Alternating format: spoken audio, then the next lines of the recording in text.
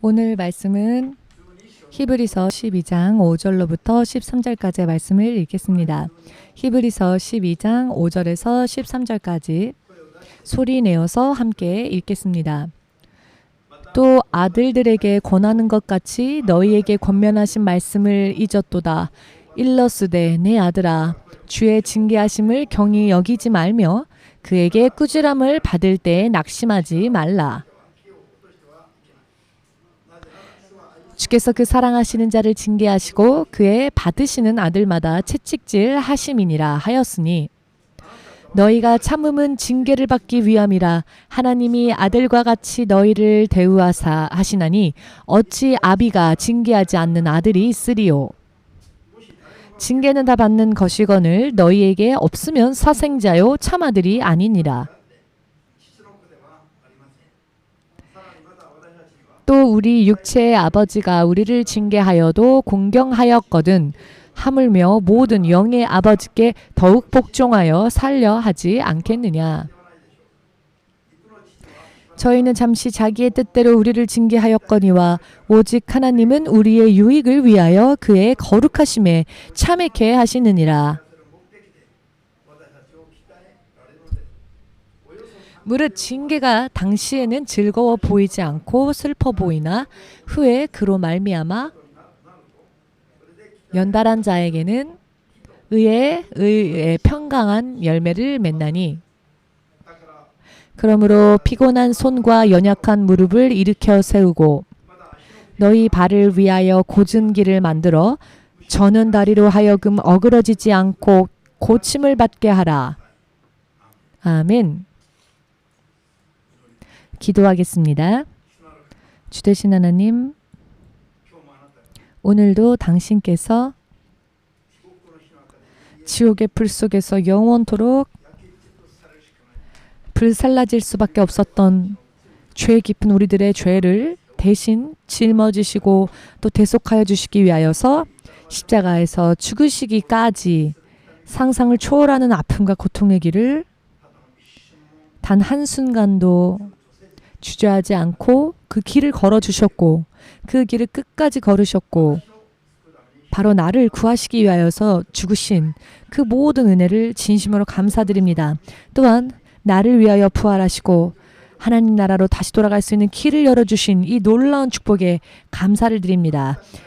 주님을 향한 신앙을 가지고 믿음을 가지고 이 자리에 모여온 한 사람 한 사람이 하나님의 사람으로서 하나님의 자녀로서 바른 믿음 생활을 할 수 있게 하시옵고 단 한 사람의 탈락도 없게 하시옵고 영원히 하나님의 나라를 한 사람 한 사람이 그 자신의 믿음으로 상속받을 수 있도록 세상을 사는 동안에 필요한 모든 주의 말씀을 주의 종의 입술을 통하여 허락하여 주시옵소서. 또한 그 말씀을 믿음으로 받는 자들 안에 주의 진리의 말씀이 살아있는 하나님의 말씀이 되어 우리에게 생명을 주시는 하나님의 말씀으로서 우리의 삶 속에 역사하여 주시옵고 성령으로 능력을 부어 주시옵소서. 모든 것을 주의 성령께 의탁하오며 예수 그리스도의 이름으로 기도드리옵나이다. 아멘. 할렐루야.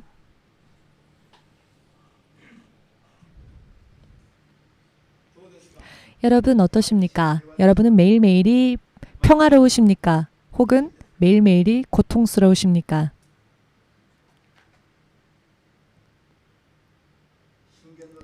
잠언 19장 20절 말씀을 보시면 이유 없는 영문 없는 저주는 절대로 사람의 삶에 임하는 일이 없다라는 말씀이 있습니다. 영문이 없는 이유가 없는 저주는 결코 그 사람에게 임하는 일이 없다. 마태복음 11장 30절 말씀을 보시면은요. 너희의 머리카락 한 올조차도 너희를 창조하신 하나님께서 그 머리카락 수 한 올조차도 헤아리고 계시느니라. 자, 여러분들의 머리카락이 몇 개 있는지 아십니까? 모르십니까? 잘 모르시겠습니까? 내 머리카락인데 내 머리카락의 개수도 잘 모르죠. 그런데요. 온 세상 사람들의 머리카락 하늘조차도 다 주 되신 하나님은 이미 다 헤아리고 계시고 세고 계신다. 이미 알고 계신다라는 뜻이죠. 성경은 그렇게 말씀하고 있습니다. 그렇다면 여러분들에게 한 가지 질문하겠습니다. 성경은 그렇다면 우리에게 거짓말을 하는 것일까요? 성경은 여러분들에게 혹은 이 말씀을 읽는 자들에게 거짓말을 말하는 것일까요? 혹은 진실을 전하고 계시는 것일까요? 진실을 말씀하신다고 믿으신다면 아멘으로 주님 앞에 영광을 돌리시기 바랍니다.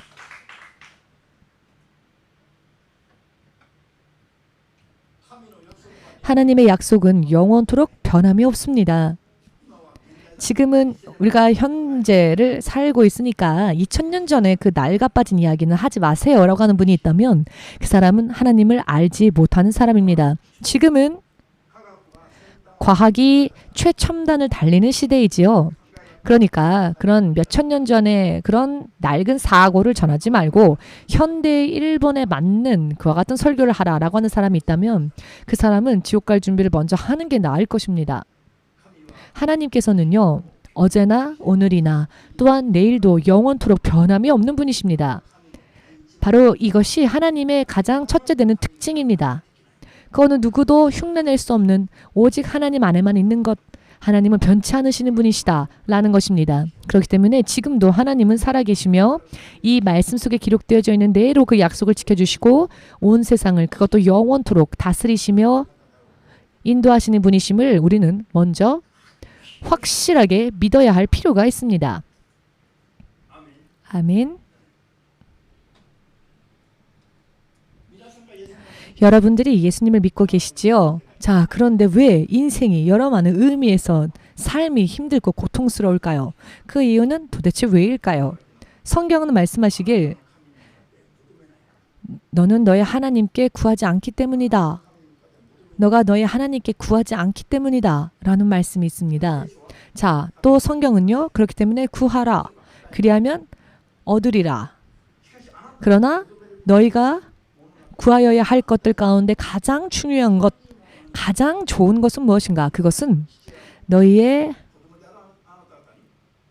아버지들도 자신들의 자녀들에게는 무엇을 주어야 하는지를 잘 알고 있는 것처럼 하나님께서도 너희들에게 하나님께 구하는 너희들에게 당신에게 있는 가장 좋은 즉 성령을 우리에게 허락해 주신다. 그 성령을 구하는 자들에게 더하지 아니하겠느냐라는 말씀이 있습니다. 여러분 성령을 받으면은요. 성령을 받으면 모든 것이 보입니다. 성령이 임하면 그 하나님을 만날 수 있습니다. 또한 하나님께서 하나님이심을 그분께서 왕이라는 것을 또한 생명도 그리고 행복도 오직 하나님으로 나오며 이 모든 것이 세상을 돌고 다시 하나님께로 돌아간다는 것 모든 사이클이 하나님의 기준에 있다는 것을 알 수 있게끔 됩니다. 성령을 받으면 말입니다. 그런데요. 사람들이 구하지 않습니다. 구하지 않으며 그렇기 때문에 알지를 못합니다. 모릅니다. 그렇기 때문에 하나님께서 기뻐하시는 믿음 위에 온전히 서지를 못하게 되는 것입니다.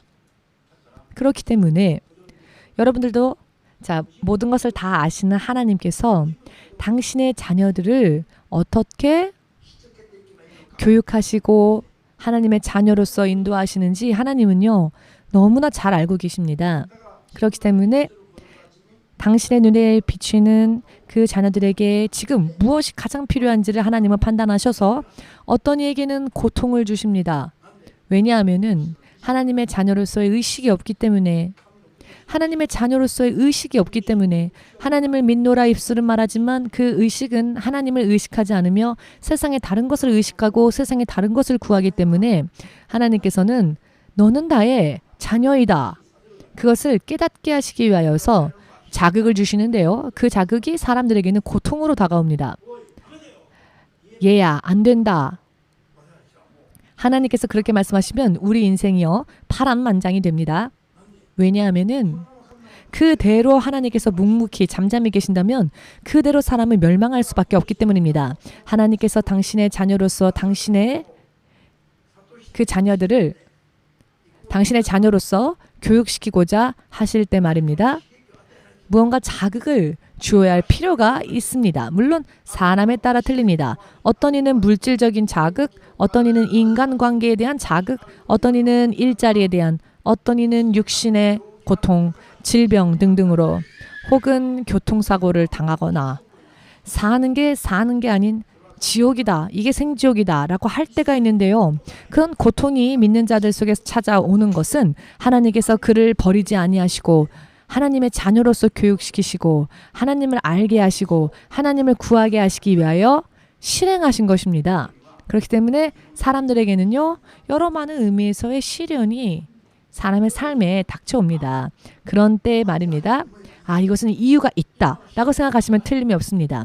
지금의 시련은 이유가 있다. 내가 하나님의 자녀로서 온전하지 못한 부분이 있기 때문에 하나님께서 나를 이 시련에 만나게 하셨구나. 영문이 있는 것이다. 내 안에 문제가 있는 것이다. 생각하여 나 자신을 돌아보면 틀림이 없습니다. 이것이야말로 하나님을 의식하고 하나님을 바르게 믿는 사람들이 가지는 믿음의 자세입니다.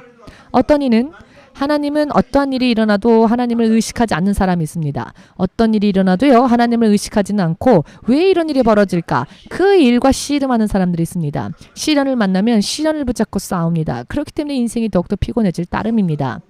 하나였던 문제가 2개, 3개로 늘어날 뿐입니다. 그렇게 되면은요. 문제가 터졌을 때에는 왜 이런 문제가 내 삶 가운데 일어났을까? 내가 하나님의 자녀로서 어떠한 부분에 문제가 있었을까? 이렇게 하나님을 의식하면서 내가 하나님의 자녀로서 결여된 부분이 없지는 않았을까?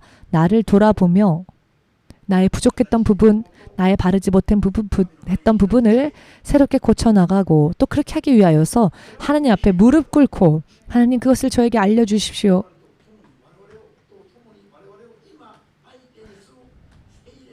우리를 지금 우리와 함께 하시는 그 성령님께 여러분들이 그렇게 구하시면 하나님, 여러분들은 가장 정확한 방향을 잡은 것이 됩니다.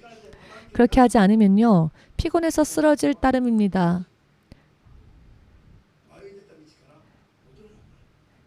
길을 잃어버린 상태에서 되돌아가지 못할 것입니다. 먼저 가장 방향을 잘 잡아야 하고 가장 구해야 할 것은 무엇이냐? 성령의 능력을 구하는 것입니다. 그래야만 문제가 어디에서 터졌는지가 보이게 됩니다. 바로 그때 탈출구가 보이게 됩니다. 그러면 문제 해결을 할 수 있게끔 됩니다. 그렇기 때문에 시련을 만났을 때에는 고난과 환난을 만났을 때에는 내가 하나님의 자녀로서 부족한 부분이 있구나. 내가 온전하지 못한 부분이 있구나. 그렇기 때문에 하나님께서 나를 버리지 아니하시고 나를 하나님의 자녀로서 새로 거듭나게 하시기 위해서 이런 고통을 허락하셨구나. 감사합니다. 라고 해야 합니다. 옆 사람에게 말씀하십시오. 자, 쌍큐가 무슨 뜻인지 아십니까? 땡큐가 무슨 뜻인지 아십니까? 구원받은 사람은 어떠한 일이 있다 할지라도 우리는 하나님께 땡큐 감사합니다 라고 해야 합니다. 아멘 되십니까? 시련을 만났을 때 우리는 자 먼저 기뻐하라는 하나님의 말씀을 받았죠. 너희는 시련을 만났을 때 더할 나위 없는 기쁨으로 여기라 라고 말씀하십니다. 성경은. 아픈 일이 있을 때 기뻐하라는 겁니다. 어떻게 기뻐합니까? 하나님이 나를 지금 다루는구나. 하나님의 자녀로서 부족한 부분이 있어서 나를 다시 새롭게 만드시기 위하여서 나를 다루시는구나. 그것을 인정하고요. 그 내가 만난 시련을 어떻게 생각하고 받아들이냐. 더할 나위 없는 기쁨으로 받아들이라는 겁니다. 기뻐하지 않으니까 하나님께서는 기뻐하라 라고 명령하고 계시는 것입니다. 대부분의 사람들은 시련을 기쁨으로 여기지 않습니다. 조금만 시련을 만나도 내가 왜 교회 가서 기도했는데 왜 이런 일이 내 삶에 벌어져야 하나 라고 원망하지요. 가르쳐주지 않아도요. 얼마나 잘 말을 하는지 불만과 불평을 험담과 좌절, 낙담은요. 가르쳐주지 않아도 사람들이요 다 잘합니다. 태어나면서부터 불평과 불만을 말하는 법을 배우는 것 같습니다. 사람은요 무슨 일이 무슨 음식이 있으면 본능적으로 내 입에 넣고요. 기분 나쁜 일이 있으면 본능적으로 자기 자신을 때리지 않고 남을 때립니다. 그렇지 않습니까? 기분이 나빠서 자기를 때리는 사람이 있습니까? 손 들어보십시오. 없으시지요? 불가사의하게도 기분이 나쁘면 먼저 물건을 때려 부순다거나 옆 사람을 때린다거나 나면서부터요 그렇게 하라고 누구도 가르쳐주지를 않았는데 그런데요 아무리 성경이 말씀하시고 목사님이 설교를 통해 성경을 인용하여 전하여도 하나님에 대한 마음은요 아무리 찾고 찾아봐도 숨어져 있습니다. 어디 숨었는지도 모릅니다. 숨은 장소를 알면 끄집어낼 수라도 있을 텐데 어디에 숨었는지조차 모릅니다. 하나님을 향한 마음이 다 숨어버리고 다 출장 가버렸습니다. 그래서 시련을 하나님께서 허락하시고 그럴 때 시련의 나날들이 우리의 삶 가운데 쌓이는 겁니다. 아멘 되십니까? 영국의 영국을요 대영 제국이라 하는 대단한 기반을 쌓은 엘리자베스 1세 여왕이 있습니다. 영국은 이 엘리자베스 1세 여왕으로 인해 대영 제국이라는 큰 나라를 이룰 수 있었는데요. 자, 그의 언니는요. 메리 여왕이라는 이름을 가지고 있었는데요. 이 메리 여왕의 별명은 피해 여왕이라는 별명이었습니다. 이 언니 메리 여왕으로 인해 이 엘리자베스 1세는요. 그가 10대일 때 런던탑에 갇혔습니다. 어머니나 다른 사람들이 처형당했던 곳이기도 했습니다. 어머니와 다른 이들이 처형당한 그 탑 안에 10대 소녀가 몇 년이나 갇혀 있었던 것입니다. 얼마나 두려웠을까요? 우리 전도사는요. 자기의 사무실도 무서워요 하고 뛰어나옵니다. 사무실도 무섭답니다. 이런 전도사님이 여기 있습니다. 거기에 비교하건대 런던탑은요. 사람들이 잔혹하게 살해당한 곳입니다. 처형당한 그곳에 10대 소녀가 갇혀 있었을 때 얼마나 정신 상태가 패닉 상태였을까요? 잘 들어주시기 바랍니다. 당연히 이 엘리자베스 1세가 무엇을 했느냐? 그 두려움 속에서 그는 밤낮 없이 기도했습니다. 예수라고 기도했을까요? 아닙니다. 지저스라고 했습니다. 영국인이니까요. 영국인이니까 예수 하고 기도하지 않고 지저스 하면서 기도했습니다. 밤낮으로 기도하며 그 시련의 나날을 오직 기도로서 버텼다는 겁니다. 그랬더니요. 그녀가 25세가 되었을 때 영국의 여왕으로 왕의 자리에 오를 수 있게 되었습니다. 할렐루야. 엘리자베스 1세는 시련의 나날 동안 기도하는 법을 배웠습니다. 그래서 그녀가 왕의 자리에 앉았을 때에도 그는 오직 예수님을 의뢰하는 그런 정책을 펼쳤고요. 그는 평생 결혼을 하지 않았습니다. 45년 동안 엘리자베스 1세가 영국에 즉위했었을 때 영국은요. 그 당시 온 세계의 해상을 장악하고 있었던 스페인 함대를 전부 다 무찔렀습니다.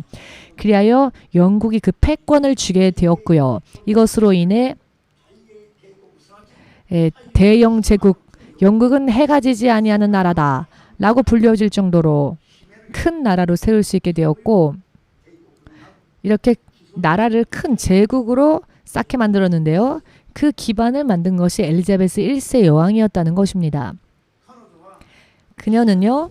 시련을 만났을 때에 오직 예수님만을 의지하고 오직 기도하는 그리하여 마침내는 왕의 자리에 오를 수 있는 사람이 되었고요. 그런데 왕의 자리에 앉았을 때에도 그녀가 예수님을 의지하고 의뢰하는 삶이 이미 몸에 배어버려서 익숙해져 버려서 기도로서 나라를 인도하였고 결과적으로 이 영국을 대영 제국이라는 기반으로 대영 제국이 될 수 있는 그 기반을 쌓을 수 있게 되었습니다.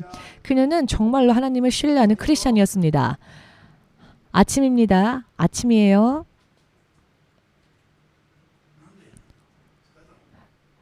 왜요? 피곤하십니까? 밤새 철야하여 기도하느라고 피곤해서 예배를 와서 자는 걸 수도 있는데요. 자, 본론으로 돌아가겠습니다. 만일 엘리자베스에게 이와 같은 시련의 나날이 없었다면 말입니다. 그래서 오직 예수님만을 의지할 수밖에 없었던 그런 시련의 나날이 없었더라면 자, 그런 시련이 없었음에도 불구하고 우리가 생각하는 저 위대한 여왕의 모습이 될 수 있었을까요? 그렇지 않았을 것입니다. 여러분들은 어떻게 생각하십니까? 시련이 있었기에 그 시련으로 인해 성장이 이루어졌던 것입니다. 그런데 이것은요, 굉장히 성경적인 가르침입니다. 일본인들도요, 사랑하는 자녀에게는 무엇을 시켜라? 속담이 있지 않습니까? 사랑하는 아이에게는 무엇을 시켜라? 웅웅을 시켜라. 크게 말씀하셔도 좋습니다. 사랑하는 자녀를 무엇을 시켜라? 모르니까 묻는 겁니다. 여러분 대답해 주십시오. 사랑하는 자녀에게는 네, 정말 당신밖에 모르는 대답이었습니다. 네, 사랑하는 자녀는 여행을 시켜라, 여행을 보내라 라는 말이 있습니다. 이 속담의 의미를 말씀드리자면 부모의 곁을 떠나 다른 이의 땅, 다른 나라에 여행을 떠나는 것 자체가 고통스러운 수행이지요. 수행입니다. 평탄하지 않는 일이지요.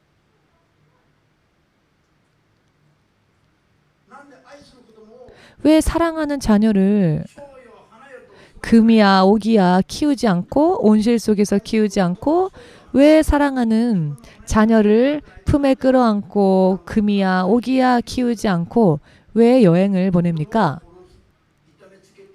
그것은 그 아이를 고통스럽게 만들고 그 아이를 망하게 하려고 하는 것입니까? 혹은 아이를 강건하고 담대하게 독립할 수 있는 쓰러지지 않고 승리할 수 있는 그와 같은 사람으로 훈련시키기 위해서였겠습니까? 이와 같은 것을요. 사실 이와 같은 것은 원칙입니다. 반드시 그렇게 된다라고 하는 법칙입니다. 반드시 그것이 그렇게 되기 때문에 우리는 그것을 진리라고 말하지요. 이런 원칙은요. 영적으로도 육적으로도 통하는 이야기입니다. 아멘 되십니까? 하나님께서 오늘 확실하게 구약 성경을 통해서도 신약 성경을 통해서도 말씀하시는데요. 그 흐름은 동일합니다. 하나님의 뜻, 하나님의 마음을 이 세상을 다스리시는 하나님의 뜻, 하나님의 마음을 기록한 책이 바로 성경이니까요. 신구약 다 그 흐름이 같습니다. 오히려 구약 성경에서 말씀하셨던 것을 신약 성경에서는요. 더 면밀하게 해석하여 더 면밀하게 덧붙여서 우리들에게 말씀하고 계십니다. 왜입니까?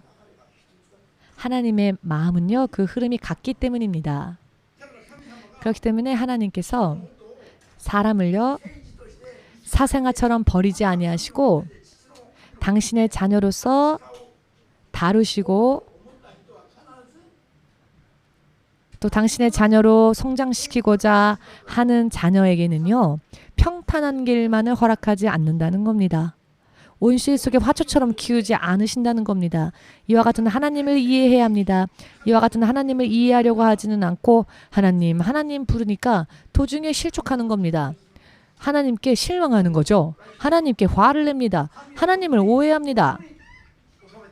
하나님은 이렇게 온 나라를 다스리시고 우리 사람들을 다루시는데 하나님을 오해하고는 제멋대로 해석합니다. 그러니 하나님과 어긋나게 되고 하나님을 만나지 못하게 되기 때문에 하늘을 향해 삿대질을 하지요. 하나님이 어디 계세요? 하나님 어디 계세요? 내가 이렇게까지 했는데. 자, 그때 하나님은 뭐하라고 대답하실까요? 너는 너의 마음대로 너의 뜻대로 내 마음대로의 신의 모습을 그려놓고는 내 마음대로 우상 숭배를 한 것에 지나지 않는다. 너는 참된 하나님을 알지 못하였다. 그렇기 때문에 인생이 가면 갈수록 어긋나고 많은 것입니다. 구약 성경에 나오는 요나서를 보시면은요. 요나가요. 하나님의 말씀을 따르지 않고 하나님의 말씀을 불순종하고요. 하나님은 니느웨에 가서 복음을 전하라고 말씀하셨는데요. 요나는요. 정반대의 방향으로 도망을 쳤습니다. 배를 탔습니다. 바다 저 건너편까지 가기 위해서 배를 탔습니다. 도망가려고요. 그랬더니 배가 항해를 하면 할수록 바다의 물결이 풍랑으로 바뀌기 시작했죠. 이제 이 배가 잠길 정도로 엄청난 풍랑을 만들어서 그 배에 탄 선원들은 배를 가볍게 하기 위해서 배 안에 있던 짐들을 먼저 바다에 다 던져버렸습니다. 배가 침몰하지 않게 하기 위함이었죠. 그러나 그럼에도 불구하고 배가 침몰할 것 같으니 사람들은 말을 하기 시작했습니다. 서로 이야기를 하기 시작했습니다. 이런 재앙이 임한 것은 반드시 하늘에 계신 신께 어떠한 죄를 범한 중대한 죄를 범한 자가 이 배에 탔기 때문에 신의 노여움이 임한 것이다 라는 말을 합니다. 하나님을 거슬리는 그 어떤 누군가가 이 배에 탄 것이 아니냐. 그렇다면 제비 뽑아 당첨된 그 사람을 저 짐처럼 바다에 던져버리자. 그리하면 반드시 이 풍랑이 잠잠해질 것이다. 라고 하여서 제비를 뽑았더니요. 그 제비를 요나가 뽑았습니다. 요나가 뽑았죠. 그랬더니 요나가 말하길 저는 이 풍랑이 왜 일어났는지를 압니다. 라고 말하죠. 나는 하늘에 계신 하나님을 믿는 자이지만 하나님의 뜻을 거슬려 도망가고 있었던 상황이었으니까요. 요나는요. 머리가 좋은 자입니다. 왜냐하면 자기의 죄를 알고 있었습니다. 크리스찬들은요. 죄를 범해도 그것이 죄인지도 모르는 채 죽을 때까지 사는 사람들이 있습니다. 요나는요. 자기의 죄를 인정했습니다. 그리고는 그 바다에 던져지는 것을 허락했습니다. 자신을 바다에 던지는 것을요. 그랬는데 하나님께서는 그 바다 밑에 큰 물고기를 준비하셨고 10m 이상의 고래와 같은 큰 물고기였죠. 그래서 이 물고기가요. 요나를 그냥 삼켜버렸습니다. 씹지 않고요. 이 큰 물고기가 씹은 게 아니라 씹지 않고 하나님의 정책에 아멘으로 대답했더니 요나가 꿀꺽하고 그 위장으로 씹히지 않은 채 들어간 것이죠. 꿀꺽 삼켜버렸습니다. 여러분 만물이 이렇게 하나님의 모든 명령에 순종합니다. 고래조차도 말입니다. 물고기조차도 말입니다. 이게 무슨 맛이지? 라고 음미하지 않고 요나가 어떤 맛이지? 하고 음미하지 않고 하나님께서 그 요나를 삼키라 하였더니 아멘 했기 때문에 요나는 죽지 않고 뱃속으로 흘러들어간 겁니다. 이 큰 물고기가요. 이 맛있는 미끼가 들어왔구나 싶어서 이걸 씹어보았다면 요나는 그 자리에서 죽었겠지요. 의미를 이해하시겠습니까? 하나님의 말씀을 스스로 자기가 이해를 하고 맛을 보고 이해를 하고 난 다음에 하려고 하면 늦습니다. 그러니 하나님 말씀이 임하면 씹지 마시고 그냥 꿀꺽 삼키십시오. 아멘하고 그러면 사고가 일어나질 않습니다. 믿으십니까? 요나는요. 물고기 뱃속에서 3일 밤낮을 지내며 생각을 합니다.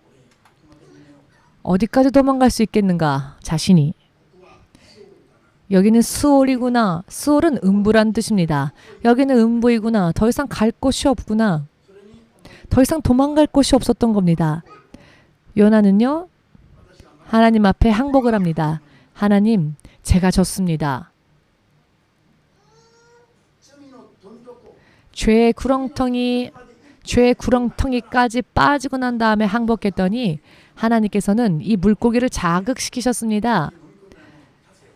물고기에 명령하시길 너가 삼킨 그 자를 뱉어내라. 그랬더니요. 이 물고기가 또 아멘하고 하고 입을 크게 벌렸더니 요나가요. 니느웨까지 마치 미사일처럼 말입니다. 미사일을 쏘아 올렸던 것처럼 몇백 킬로를 날라서 바로 여러분의 머리 밑에 떨어졌다는 겁니다. 머리 위에. 주일날 오시기 전에는요. 철회하고 오지 마십시오. 예배 때 졸리니까요. 아멘. 그랬더니요. 이 죄인이 어떻게 되었느냐면 시련 속에서 오히려 인생 반전을 이루었습니다. 그리하여 니느웨의 12만 명 좌우도 알지 못하는 하나님을 알지 못하여 내가 가는 이 인생의 길이 지옥인지 천국인지 알지도 못하고 사는 12만 명을요. 단 3일이라는 여정을 걸으면서 12만 명에게 회개하라. 이 복음을 전합니다. 회개하지 않으면 40일 후에 이 성읍은 멸망할 것이다. 회개하라.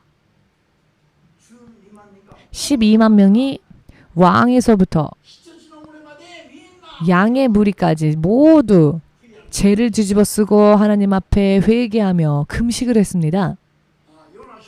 요나서를 읽으실 때요. 조금은 섭섭한 마음도 있고요. 조금은 부끄러운 마음도 있습니다. 왜냐하면 요나와 같이 하나님의 종들이요. 요나와 같은 하나님의 종들이 세상에는 없습니다. 단 3일에 걸쳐 12만 명을 살린 자, 구원에 이르게 한 자, 단 3일 만에 12만 명에게 복음을 전파했습니다. 그들을 살렸습니다. 요나와 같은 사람, 도망갈 때는 끝까지 도망갔지요.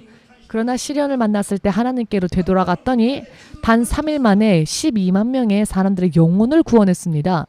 할렐루야. 하나님의 이 위대하심이 보이지 않으십니까? 요나를 말하려고 하면은 대부분의 사람들이 요나에 대해서는요, 하나님께 불순종한 자의 상징으로서 무언가 아무리 이야기해도 강팍한 마음을 버리지 않고 도망만 가는 그런 사람들을 그런 사람을 연상하는데요. 그러나 요나처럼 위대한 종도 없었습니다. 3일 동안은 12만 명을 구원으로 인도했으니까요. 그렇기 때문에 언제부터인가 요나서를 읽을 때, 요나를 대할 때 말입니다. 말 안 듣는 불순종의 대표적인 사람이라는 의식은 없어지고 부끄러운 마음이 생겼습니다. 확실하게 고백하자면, 사실을 고백하자면 말입니다. 왜냐하면 요나는 대예언자, 대목사였고 충성된 종이었습니다. 할렐루야. 요나처럼 되고 싶으십니까?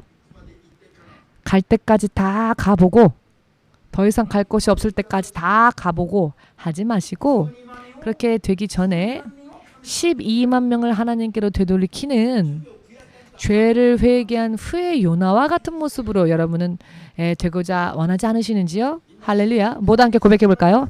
하나님께 거역하면 거역할수록 요나와 같이 물고기 뱃속에, 바다의 구렁텅이에, 지옥의 구렁텅이에 점점 빠질 수밖에 없다. 아멘.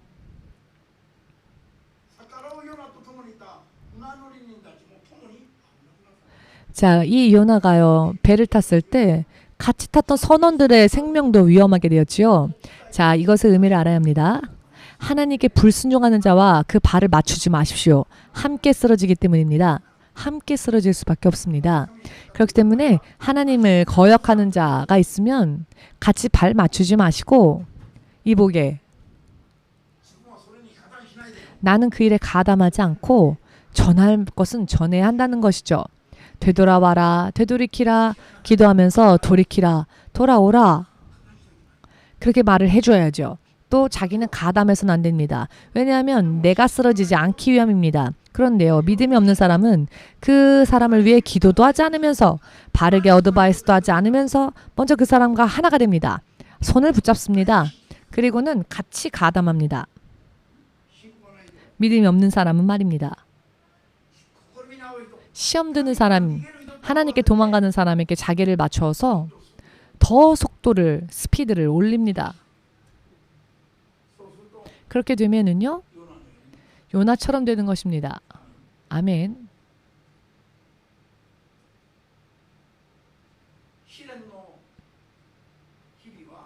시련의 나날은 하나님께서 당신의 사랑하는 자녀를 하나님의 자녀답게 교육하시기 위하여서 사생아처럼 버리워졌던 자들을 하나님께로 되돌리기 위한 하나님의 자녀 양육 방식인 것입니다. 그렇기 때문에 나는 지금 하나님께 등을 돌리고 있고 제대로 믿음 생활하지 않고 있는데 내 인생에 아무런 풍파도 없고 아무런 시련도 없고 그저 평온하고 평화로운 일상만 있다면 이것은 오히려 의심해야 합니다. 이대로 될까? 이게 이대로 이렇게 돼도 좋은가? 내가 하나님과의 관계가 옳게 되어 있는가? 오히려 의심해야 할 필요가 있습니다. 자기 스스로 자신의 인생을 거울에 비춰보아야 할 필요가 있습니다.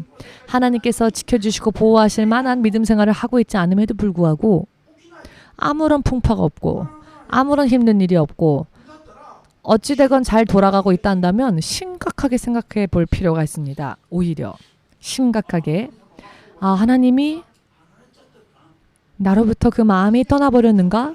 하나님이 이제 나에게 아무런 흥미를 가지고 계시지 않은가? 이렇게 생각하면 틀림이 없다는 것입니다. 그러나 무언가 조금만 길을 어긋나면 금세 고통이 오고 하나님이 자극을 주시고 금세 돌리시기 위하여서 금세 시험을 허락하시고 잠깐 눈 한눈 판 건데 금세 맞고 할 때에는 말입니다. 어떻게 생각하셔야 하냐면 더할 나위 없는 기쁨으로 여기라는 겁니다. 그렇게 여겨지지 않지만 그렇게 여기라십니다.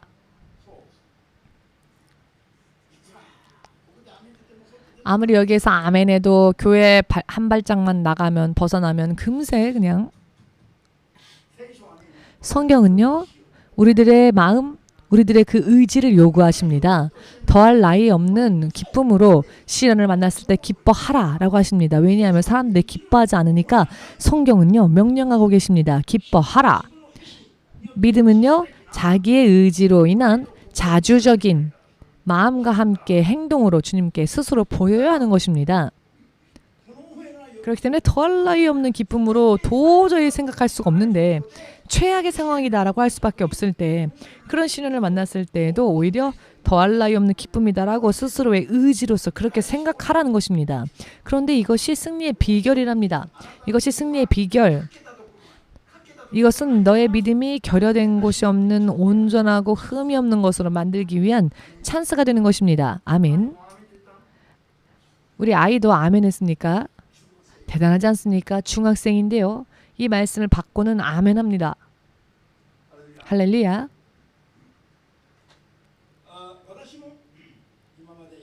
저도 지금까지 주의 종으로 부름받아 목회에 오면서 다른 신학생들 혹은 다른 전도사들 혹은 다른 목사들이 서로 침묵하며 함께 식사하러 다니고 함께 즐거운 시간을 보내는 모습을 볼 때 언제나 쓸쓸하게 기도하면서 이 길이 정말 험난한 길이구나라고 생각한 적이 많이 있었습니다. 많이 있었지만요. 그러나 성경의 말씀을 떠올리면서 자부심을 가졌습니다. 자긍심을 가졌습니다. 비록 지금은 이렇다 할지라도 시간이 흘렀을 때 지금은 절대로 지금 이대로의 모습으로는 있지 않을 것이다. 시간은 흐르고 있고 반드시 시간은 흐르고 있지요. 모든 것은 결국 다 사라지고 없어질 것이라는 겁니다. 그래서 반드시 어떤 미래가 다가오게 될 그 날이 되면 내가 지금 믿음으로 하는 것에 대한 결과가 나올 것이다. 자, 고독 가운데서도 기뻐했습니다. 고통스러움 속에서도 기뻐했습니다. 모든 것이 원만하게 가지 않을 때에도 기뻐하면서 오직 기도했습니다. 오직 기도하고 살아계신 하나님을 의식하면서 24시간 하나님이 우리의 눈에 보이는 것은 아니죠. 우리의 눈에 보이는 것은 아니기 때문에 스스로 의식하고자 노력해야 한다는 겁니다. 스스로 의식하기 위해서 노력하고 생각해야 합니다. 하나님께서는요. 약속의 말씀대로 다스리시는 분이시니까요. 그렇기 때문에 하나님의 종으로서 지금 내가 연단되어지고 있다. 내가 깎이고 있는 것이다 라고 생각하면 틀림이 없습니다. 스스로의 인생으로 내가 이렇게 할 것이다 라고 하면 금세 흐트러지고 말고요. 흐트러지면 금세 미끄러질 수밖에 없습니다.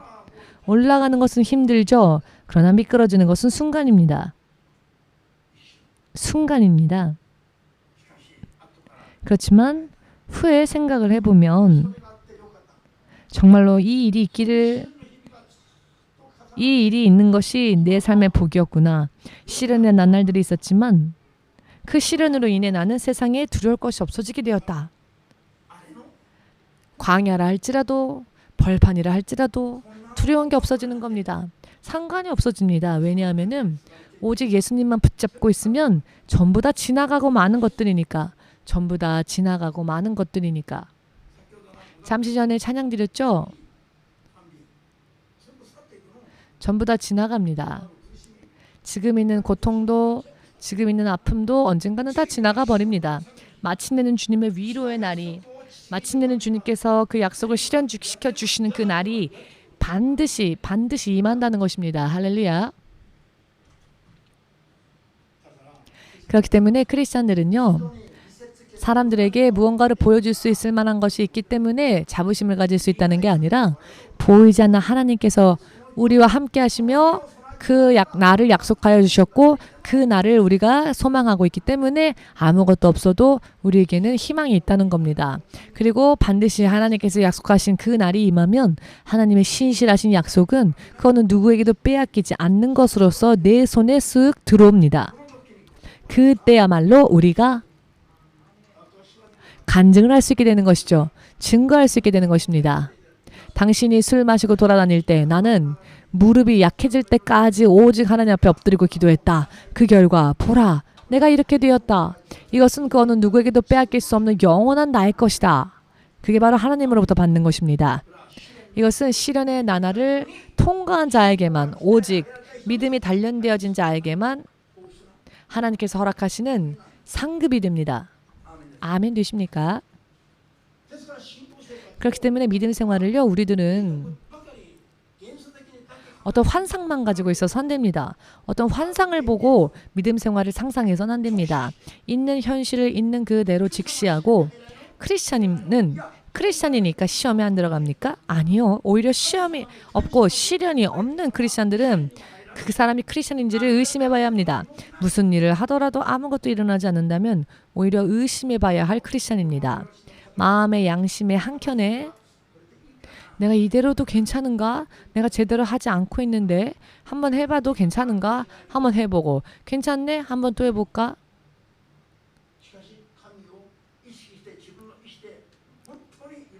그러나 자기의 의지로서 여러 많은 것들을 생각하면서 시련의 나날들이 있을 때 그것을 기쁨으로 여기면서 내가 하나님의 자녀이니까, 내가 하나님의 종이니까 하나님이 나를 온전한 것으로 하시기 위하여 나를 다루시고 계시는구나. 세상 사람들이 지금은 웃고 있지만 그들이 울 때 나는 웃을 것이다. 지금의 고통이 변하여 기쁨이 될 것이다. 그러나 저 사람들은 지금의 그 고통이 바뀌어 눈물이 될 것이기 때문에 이와 같은 것을 스스로 생각하고 실제로 의식하면서 그렇게 생각하면서 기뻐해야 한다는 것입니다. 그리고 그것이 믿음이 됩니다. 믿음은 그렇게 보여지지 않는데 그렇게 된다고 믿으며 슬픈 일이 있어도 기뻐하는 것, 믿어지지 않는 것도 믿고 따르는 것, 여러분 이런 것을 믿음이라고 합니다. 할렐루야. 사랑하는 자녀면 자녀일수록 더 훈련에 들어보냅니다. 그것을 우리가 직시해야 합니다. 저 사람과 내가 같이 출발했는데 나는 왜 이렇게 고통스러운데 왜 저 사람은 저렇게 태평하게 있어도 허락되어질까? 그것은 당신의 그릇이 저 사람보다 더 큰 그릇이기 때문이다. 왜 이것을 안 믿습니까? 이것은요, 시련을 만난 여러분을 위로하기 위한 말이 아니라요, 실제로 그렇습니다. 아멘 되십니까? 그 어느 누구라도요, 내가 그 어느 누구보다도 가혹한 상황, 가혹한 시험에 만났다라고 하는 분이 많이 계시다면은 오늘 깊이 기뻐하십시오. 하나님을 향하여 깊이 기뻐하십시오. 하나님께서 나를 이렇게 깊이 아주 많은 능력과 축복을 부어 넣어도 넘치지 않는, 하나님이 부어도 그것을 다 담아낼 수 있는 크고 큰 그릇으로 나를 만드시는 과정이구나. 이렇게 깊이 느끼고 깊이 기뻐하십시오. 아멘. 절대로요, 이것은 단순한 위로의 말이 아닙니다. 여러분들이 믿고 또 여러분들이 믿고 있는 하나님, 천지를 지으시고 천지를 다스리시는 예수님의 신실하신 그분의 자녀 교육 방법입니다. 아멘 되십니까? 그렇기 때문에 혹독한 시험을 만나면 만날수록 자부심을 가지십시오. 이것으로 나는 절대로 쓰러지지 않을 것이다. 왜냐하면 주님은 살아계시며 나도 살아있으니까 내가 이것으로 망하는 일은 없을 것이다. 다만 나는 이 일을 통하여 다른 이들보다 한 번 더, 두 번 더 큰 그릇이 될 수 있을 것이다. 그렇게 확신하면 그대로 될 것입니다. 그런데 확신하지 않으면요, 그대로 안 됩니다. 여러분들이 잘 알고 계시는 이스라엘의 초대 왕과 2대 왕이 있죠. 그들의 차이점이요, 명확하게 틀린데요. 초대 왕이었던 사울은 왕으로 부름 받기 전에 어떠한 상황이었냐면은 평탄한 가정에서 자랐고 부자유함이 없었으며 시련을 만나지도 않았고 그는 또 잘생긴 사람이었습니다. 그는 잘생긴 남자였습니다. 건장하고 스스로 선거 활동을 한 적도 없습니다. 한 표 내게 주세요 라고 한 적도 없습니다. 제비뽑기에 당첨이 되어서 이스라엘 왕이 된 자이기도 했지요. 즉 너무나 간단하게 이스라엘의 왕이 된 자였습니다. 그런데 그랬더니 간단하게 사탄에게 속아서 간단하게 하나님의 말씀을 어겼고 그리하여 간단하게 그 왕의 자리로부터 내려오게 되었습니다. 버림받게 되었습니다. 그러나 제2대 왕이었던 다윗은 어떠했습니까? 그는 소년이었을 때부터 그는 베들레헴에서 난 자인데요. 베들레헴은 완전한 시골이었습니다. 그는 시골에서 태어났고 이세라하는 목동의 8번째 아들 막내로 태어났습니다. 그런데요. 우리 생각에 막내이면 제일 귀하게 자랄 것 같은데 아버지와 나머지 7 형들은 일을 끝내고 집으로 돌아가서 식사를 할 때에도 이 막내 아들만은요. 해가 지고 밤에는 곰이 나오고 맹수가 나오는 그와 같은 벌판에서 양을 지키겠습니다. 이 가정이 조금 이상하다고 생각하지 않으십니까? 이런 가정에 태어나서 자 이런 취급을 당한다면 사실 비행소년이 될 수도 있습니다. 왜냐하면 아버지와 형들은 다 일 끝내고 맛있는 음식 먹으러 집에 갔으면서 막내인 나는 왜 이 벌판에 버려두고 맹수가 나오는 이 밤에 양을 치게 하십니까? 라고 사자가 출현하고 곰이 나타나는 그때에 이 다윗은 충분히 아버지와 형들을 원망할 수 있는 상황이죠. 그런데 그는 원망하지 않았습니다. 자신의 그 환경을 보며 좌절하거나 낙담하지 않았습니다. 그는 시험 들지 않았고요. 오히려 하늘에 계시는 하나님께 의뢰했습니다. 사자의 손에서부터도 나를 건져주십시오. 저 곰의 손에서부터도 나를 건져주십시오. 이 양들을 잘 지키고 다스릴 수 있도록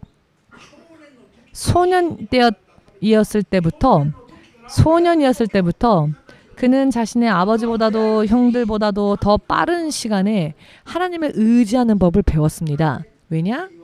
평화로웠기 때문에가 아니지요.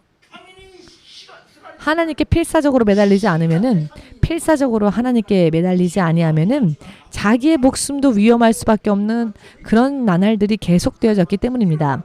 그렇기 때문에 그는 살기 위하여서 하늘에 계신 하나님을 찾지 않을 수가 없었죠. 생각을 해보건대 천천히 생각해 보건대 참 기분 나쁜 이야기지요. 형들과 부모들에 대하여서 불평을 말해도 좋습니까? 그런데요.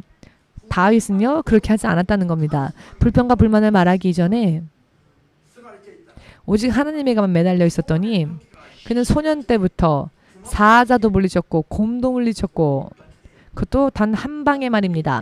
단 한 방에 명중하지 않으면 자기가 당할 수 있죠. 그래서 단 한 방에 사자나 곰을 쓰러뜨렸습니다. 이와 같이 강력한 믿음의 소년으로 연단되어졌고 단련되어졌더니 어느 날 이스라엘의 전군이 그 당시 이스라엘 왕이었던 사울을 비롯하여 온 전군이 그 블레셋의 골리앗을 보고 모두가 다 오줌을 싸던 그때에 다윗 소년이 무엇라고 말합니까? 왕이시여 저 할례 받지 못한 자 때문에 두려워하지 마십시오. 저에게 맡겨주십시오. 아니 이스라엘 왕을 비롯하여 이스라엘 전군이 두려워 벌벌 떨던 그때에 오히려 소년이었던 혈색이 좋은 소년이었던 다윗이 저 남자를 두려워하지 말라. 저 골리앗을 두려워하지 말라. 나에게 맡겨주십시오. 라고 하는 겁니다. 그랬더니 사울 왕이요. 자신이 입던 갑옷과 투구와 검을 다윗 소년에게 주었지요. 자 그러면 네가 이걸 입어보고 한번 쌓아봐라. 라고 막상 입어보았더니 상태가 안 좋죠. 전부 그와 같은 것들은 다 벗어버리고 여느 때와 마찬가지로 곰과 사자를 만났을 때 항상 하나님을 의뢰했었던 그 모습대로 돌팔매질 수 있는 끈과 그리고 그 매끈한 돌들을 주워 와서는 골리앗 앞에 나가는데요. 어떻게 나가느냐면 담대하게 나갔습니다. 이러한 믿음이 아직 소년에 불과했던 다윗이었지만 이와 같은 믿음이 도대체 어디에서부터 시작할 수 있었을까? 이스라엘 전민이 두려워하던 그때에 한 명의 소년이 골리앗을 향해 맞설 수 있는 이 담대한 믿음이 다윗에게 언제 주어졌습니까? 홀로 쓸쓸하게 홀로 외롭게 날이 저문 곳에서 밤에는 사자와 곰이 나오는 곳에서 오직 하나님의 보호하심과 하나님의 도우심을 바랬던 그 믿음에 의한 그 가혹한 훈련 가운데에서 다윗은 이와 같이 강력한 믿음으로 거듭날 수 있었다는 것입니다. 할렐루야.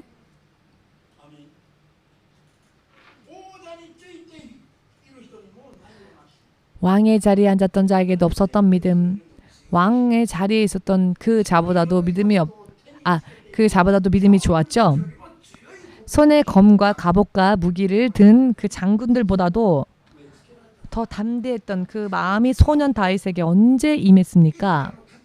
가혹할 정도로 한 집안에서조차 존귀히 여김을 받지 못했던 그 쓸쓸하고 한적한 외딴 곳에서 밤에는 사자와 곰을 두려워하며 있을 수밖에 없었던 그 들판에서 그의 믿음은 준비되어졌던 것입니다. 드디어 소년 다윗이 해성과 같이 나타나 골리앗을 무찌르고 이스라엘의 민족을 구원으로 인도하는 영웅이 되었지요. 그 후에 온 이스라엘과 예루살렘에 있는 온 여인들이 노래를 지어서 부르기를 사울은 천을 쳤으며 다윗은 만을 쳤도다. 사울은 천천히요 다윗은 만만이로다. 아멘.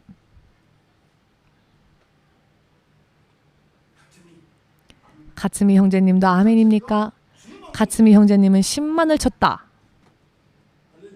할렐루야. 분위기가요.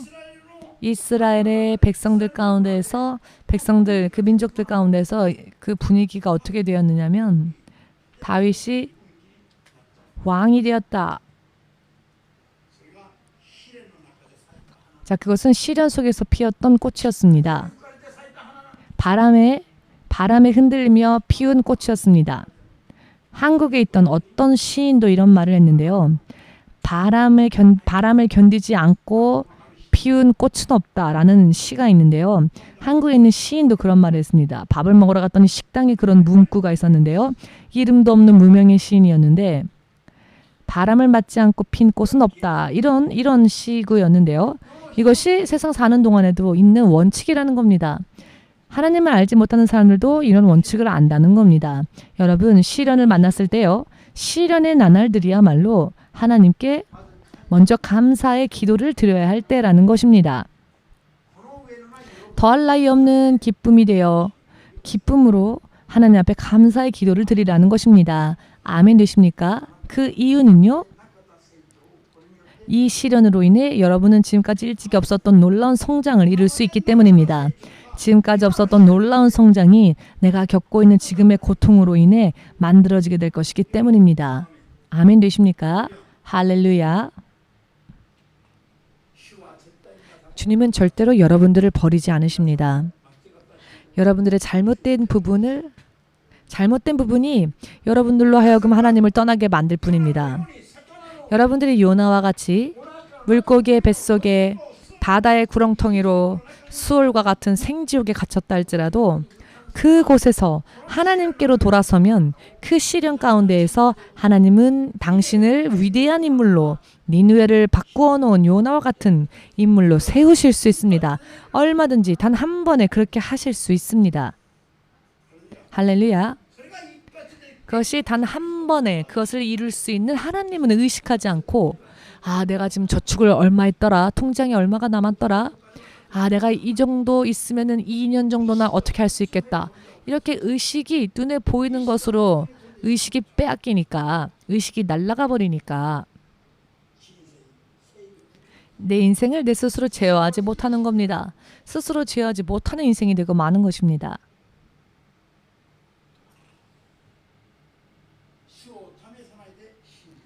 하나님을 시험하려 하지 마십시오. 하나님을 그저 믿으십시오. 하나님을 시험하려 할 때 시간은 그저 흐를 뿐입니다. 허무하게 시간만 흐를 뿐입니다. 오히려 확신을 가지시고 하나님을 바르게 믿으셔서 전능하신 그 예수님을 바르게 의지하고 믿으셔서 시련 가운데에서 내가 1번을 뒤집어 놓는 영적인 하나님의 자녀로서 성장할 수 있다라고 믿으시고요. 오히려 기뻐하십시오. 앞으로 EMC 교회 연합은요, 지금까지 20년 동안 어떤 의미로는 가혹한 시련이라 하는 터널을 통과했습니다. 어떤 의미로는 참 고독한 길을 걸어왔습니다. 그 어느 누구도 기뻐해주지 않았고 인정해주지 않았지만, 그러나 하나님께 인정받기 위해서 하나밖에 없는 길, 단 하나의 길을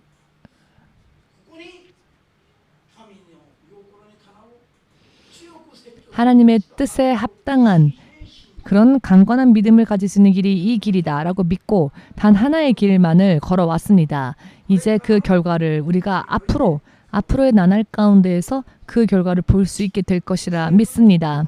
베들레헴의 들판에서 해가 저물 때, 두려울 수밖에 없을 때, 사자가 덮쳐오는 그 때에 오히려 단련되어졌고 연단되어졌던 소년 다윗은요, 그 시간이 흐르고 난 뒤 전 이스라엘을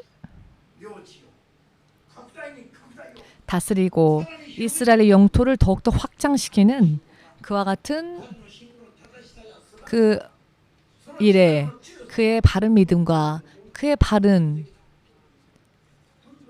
그 능력이요, 그와 같은 것을 이룰 수 있게 만들었습니다. 지난주인데요. 지난주 수요일이었던 것 같습니다. 두 사람의 권사가 임명을 받았습니다. 이정열 집사님이 이정열 권사가 되었던 그날 밤 동경에서 지바로 돌아갔을 때 치시로다이 역을 걷고 있었답니다. 이정열 권사님이요.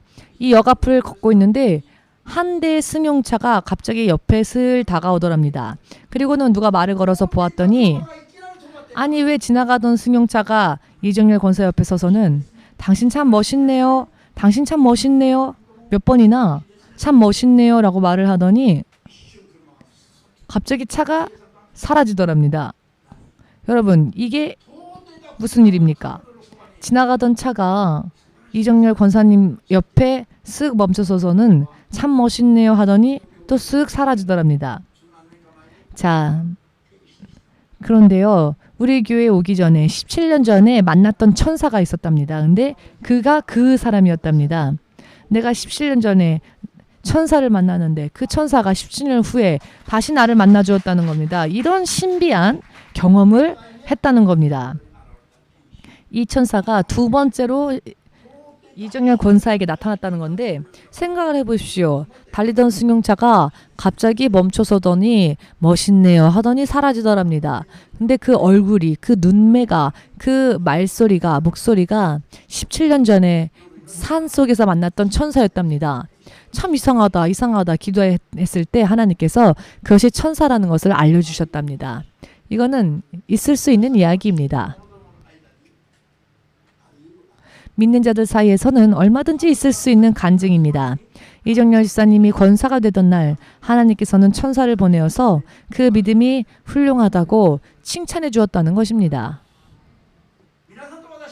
여러분과 제가 이 육신을 물론 이 세상에 두고 살고 있지만 실상은 하늘에 계신 하나님과 연결되어지고 연합되어져서 살고 있다는 것을 항상 의식하시고 믿음으로 사는 여러분이 되시기를 예수 그리스도 이름으로 축복합니다. 축복합니다.